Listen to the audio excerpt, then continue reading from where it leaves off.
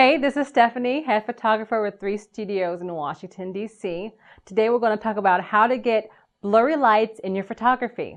Now, when I first started shooting family portraits, I used this technique all the time because I really liked getting that strong focal point on the features and then having a softer background behind the subject. Now, the technical term for this is called depth of field, but in our case is shallow depth of field. And the goal, of course, being to create a soft background as much as you possibly can by lowering your f-stop or aperture.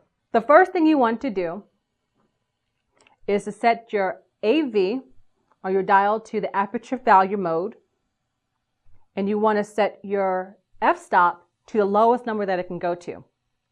Now remember, the lower the number, the more blurred your background will be, the more pronounced it's going to be. So remember that.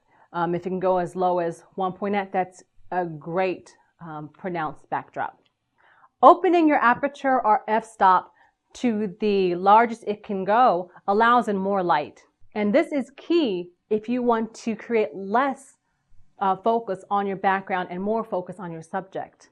However, by closing your aperture to the smallest it can go, allows in less light and creates a sharper image throughout, which is great for, say, landscape photography. After setting your aperture, check your ISO and other relevant settings to make sure that you are able to create the image that you want to create. Focus on your subject and fire away.